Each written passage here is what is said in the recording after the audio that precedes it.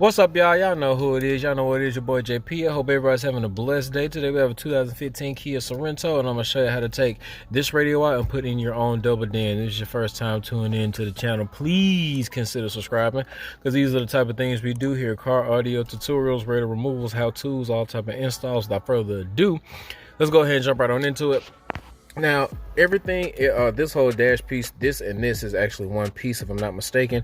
We want to go ahead and get inside of here. Now, it's very, very tight, so I usually use a panel removal tool. This right here is a very low flat profile, and I'm going to stick it in right here in this corner, and that's going to probably allow me to get a little leeway in here. And you just got to be very, very careful, because we don't want to dent up anything. And once I can get in like that, then I want to take my panel removal tool and see if I can get in here. There we go, and pop some more clips. That's really not my favorite way to get in, but if I can get in where I fit in. Oh, perfect. Yeah, all right, got my hand right there. See if we got any more clips on the side that can possibly come out. Yeah. There we go. Now we're talking. Now we're cooking. Cooking with some grease. Let's see if I need to. Nope. Let's put my hand on the other side.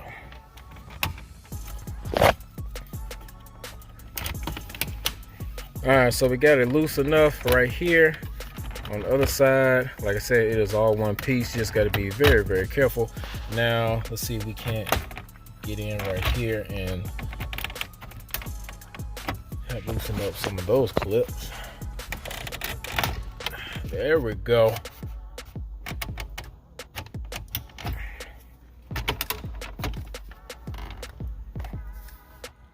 All right, now, some of y'all are gonna be mad at me because I didn't show exactly how that popped off, but I did not want to break it because these things are in super tight. But what I did is I took this panel removal tool, went in right here. I was able to pop up one of those clips, and then I actually stuck it on this side right here and just kind of dug in as far as I can until I was able to relieve that clip in the front. Now, let's see if I can recreate it on this side, since everything else is a little loose. Let's see if I can hit the sweet spot. Oh, perfect. All right. So I'm gonna go ahead and take that harness off right there.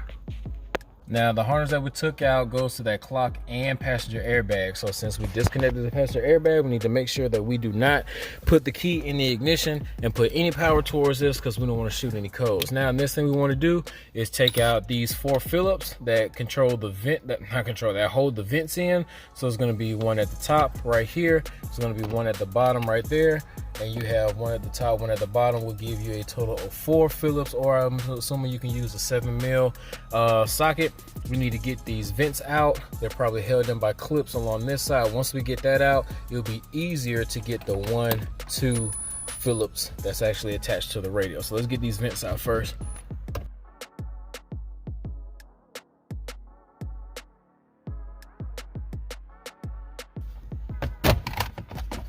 All right. They pull out real easy. Not even clipped in. Just pressure fitted. All right, now 2 on the left, 2 on the right. We'll have that radio.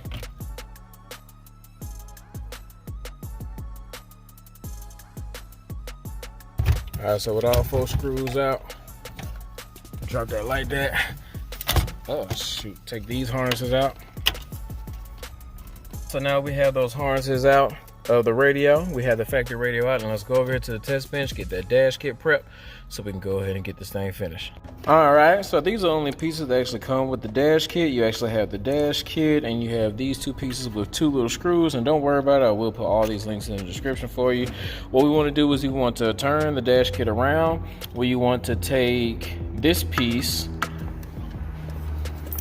and we want to mount it like that over that, and the little small screw that came with it, we want to put it in that hole so that this gets secure. So I'm gonna go ahead and do that to both of these real quick. All right, so now that we have both screws and both sides, you actually want to take your radio and slide it in just like that. Once we slide it in, we should be able to, one screw on the left side, one screw on the right side. The only reason we only need one, because this is the Sony, got that little oversized single DIN kind of feature going, but this is what the radio looks like inside the dash kit. So let's go ahead and get our wire harness wired up and get back inside the car. What's up, guys? So we are back inside the car. We have all the stuff installed. Now, if it's your first time here, you're probably thinking, why didn't I actually go over this wiring part, man? That's the reason why I came to the video.